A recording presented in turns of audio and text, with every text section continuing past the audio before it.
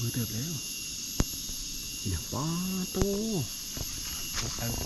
บักสามซอกมาได้เนี่ยเฮ้พี่น้องเอ้ย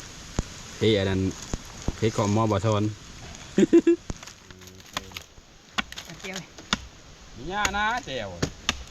นกชุบก่อนสบายดีอยู่ดีไม่แห้งบัสกุสุกคนลาเดินทางขับป่าหาอยู่หากินไปนำกัน3 คนได้เลยกับบ่าวพะไหลบ่าวซ้อน3 หนุ่มมานี่เขาเจ้ายางก่อนล่ะรถไปไม่ได้พี่น้องเลยชุดนี้ได้ยางเอารถฮอตอะเครื่องทางยางไปต่อ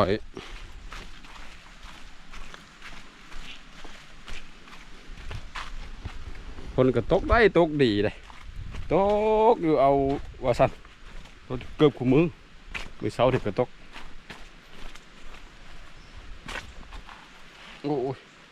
มาเด้อพ่อพี่น้องเด้อเพื่อผู้เยอะมาลุยป่าดำบาผู้ไทยก็มาได้ยินดีแต่ก็คือเบ้าแหละมีประกันทุกคน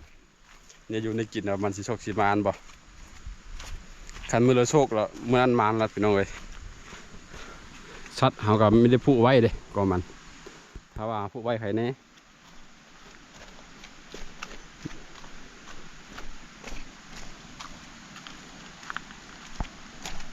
เบิ้งคือมีสันให้เบิ้งในกองนี่จะแท้รักมีสันได้เลย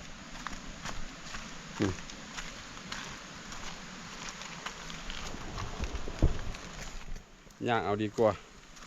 ขี่รถมันยากพอดถ้าว่ายามแรงเนี่ยโอเครถฮอตบอลเลยถ้าไปยิงนั่งพกบมาให้กับรถนะฮอตกบมาให้เลยนะสบายอย่างมันนะอย่างมีเยอะนิดนึง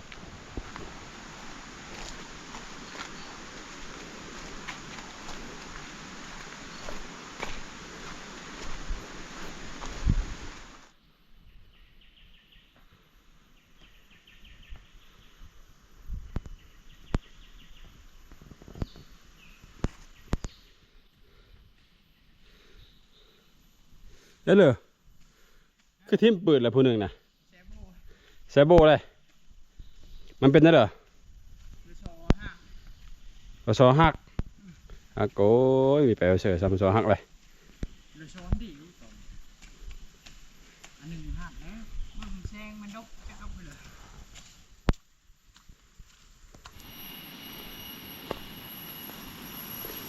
จะถึงตะทานเลยเราพอกินเลยเด้อสดประมาณเลยหกกินมาเนี่ยมากัน3 คนเราตลอดปลอดภัยเลยสดประมาณเลย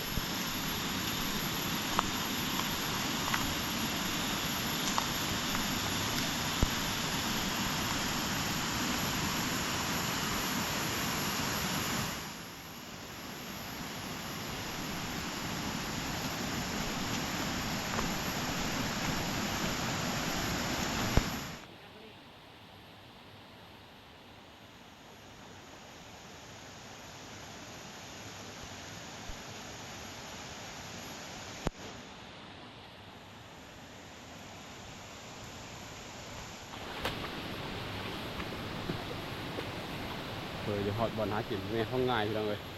เพราะแห้งออกแต่บ้าน6 โมงเช้าฮอดพี่กับ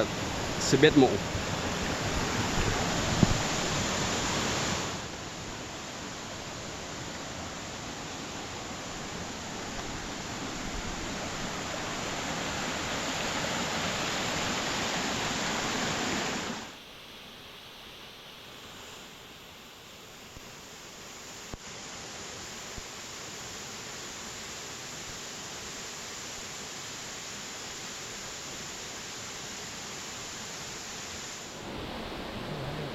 ปอดกับพี่น้องเลยเธอจะหอดถึงในห้องง่ายโอ้ยเธอขอบเธอโผล่เกิดเป็นคนยากเกิดเป็นคนพวกเธอปะเธอท้องมีเนื้อหากันไม่ได้กิน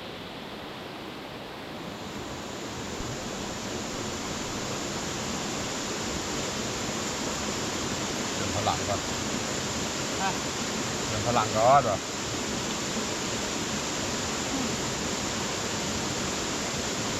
เ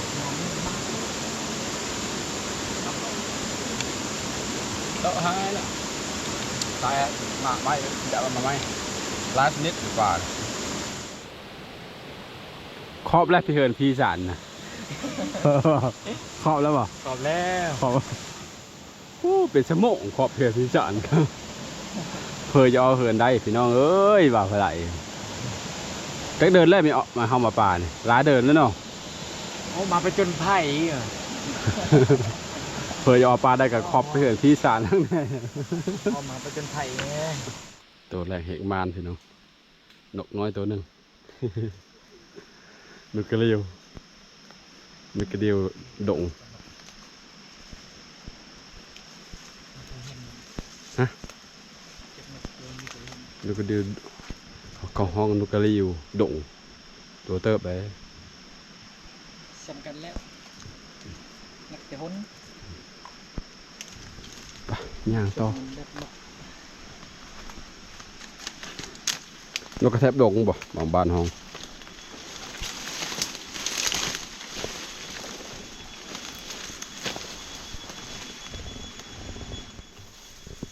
ย่างรอโหยรอพอสับใหญ่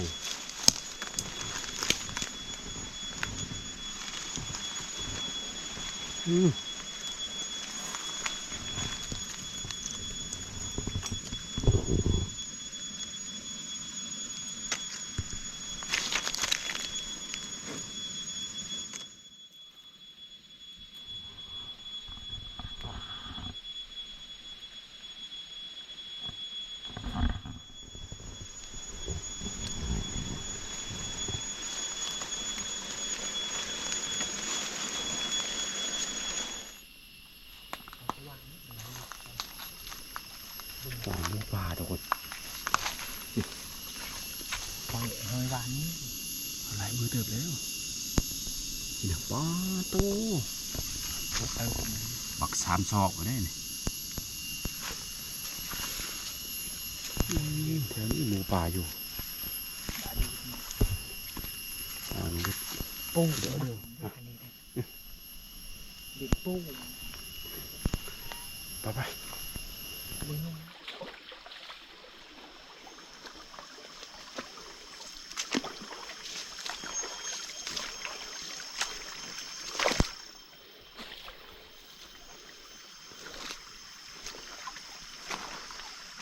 พากันหิวข้าวหิวน้ำเลยพี่น้องไอ้บัดนี้ เมื่อยแล้วโอ้ยบ่อซอนคีโตบ่อพ่อก็มาให้บ่อห้างค่อยล้นก้องอยู่พุ่นพอได้ย่างมันพูดเลยทุกคนได้ย่างกลับคืนนี้ ลายช้ำหรือลายช้ำนี่ ล้นก้องอยู่คนว่าสิแท้เพิ่นหิวเขา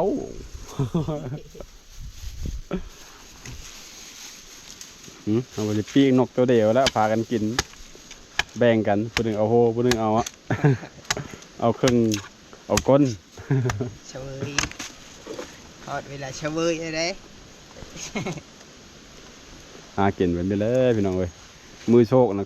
มาเขาวนึงกับมาโลดเกือบงานเอาว่าซอนพอได้เกาะหมอได้อ้นเห็นบ่มือมานมือมีมานจะเอา อย่างจน500อีก นี่แต่500 เจียว นี่ย่านะแจวนกชุบก่อนงับจะแจวก่อยมาจะที่กินเลยอะไรอย่างจำแจวพี่น้องเอ้ยอย่าผ่านแจวโอ้ดื่มตัดว่าไอ้สนามทีว่าอะไรต่อกุ้งไหลโอ้สมเลยเดินบดเดินนาวได้พี่น้องเอ้ย เขาอยู่ในแนวมือนั่นมาแต่ชีวิตนี่แหละเขาหนอนนิดนึงนี่แหละเขาลุกนั่นลุก เจ็บป่ะ เอาพักแบบว่าเช้าอยู่ชื่อ ไปแล้วเนาะ เอาไปก็รอดเลย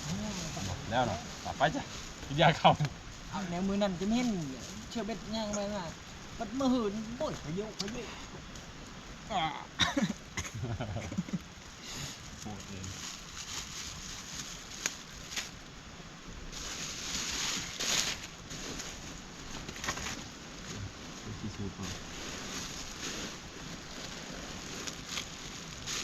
ป้า ขอลุเจ้าว่าคอยเจ้าล้นเกาะโอ้เจอคอยตึกอยู่ได้เจอคอยล้นเกาะเนี่ยโอ้ย บิดนะกินก็หอมหม้อนี่นี่ก็หอมหม้อเล่นออกอ่ะ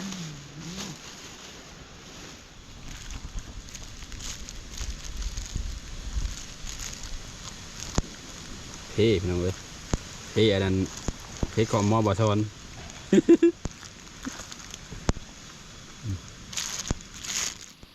มาไปพี่น้องผมป้าหน้าอากินข้าวน้ำกันเบ้อ ของกาย ขึ้นว่าเปอร์ จะหอมหม้อ ทงตึงอยู่ หนักไหม เอากินได้ปะไรเอ้ย กินได้เท้าเอ้ย กินได้เติบบ่าวลง เติบบ่าวลูเดี๋ยวเติบหัว จำก่อนกินจะทานจะปลาจะเขา ข้ามาเราแพง กินกันสุขประมาณได้มีทองมีทามได้นะผมกินกันเดี๋ยวต่อเป็นไผ่ได้ ให้อาหารดอก ทามได้ ไปก็ประมาณเดี๋ยวก็ได้กินข้าวน้ำก็คุ้มมือ ลกคนลกกินลกกันได้เดี๋ยวปีคือชุกอีก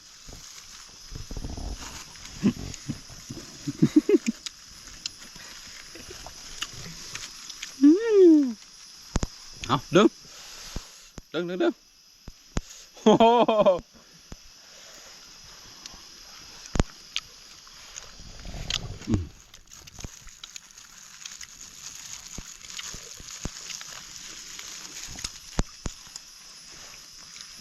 แซ่บเจนพัก ชุบ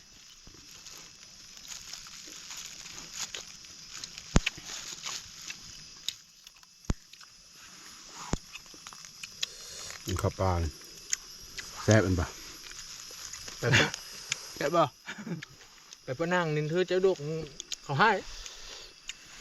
ดึงดู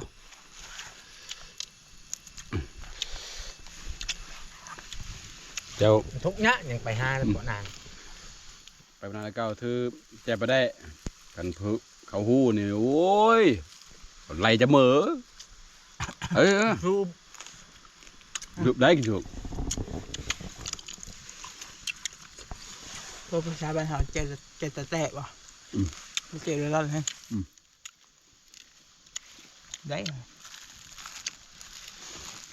แล้วเขาก็ก่อนแล้วโอ้จะที่ชุบไม่เท่าไร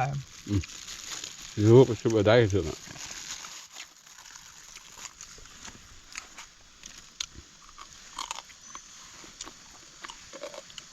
กันถือแจ็บไปได้ไปแล้วเมื่อนั้นเขามีม่านเนี่ยเมื่อปุ๊บผ่านจักโตเนี่ยโอ้ย หาย เขาให้แล้วนะ ชุดห่างแล้ว จมมาแล้วก็นะ ย้อนบักอันนี้แหละ คือจะไปได้ไปกินใหญ่ใช้มิเกลฮะ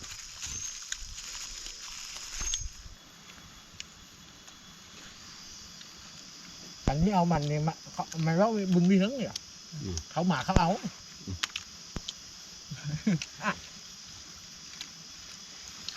อันนี้เอาไปทำทางให้นะ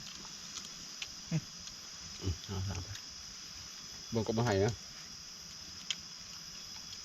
หมูเหรอคือทำหมูไปจับก็มาให้นะครับเกิด พอดีเลย พอดีเลยเชียร์หมูนะครับ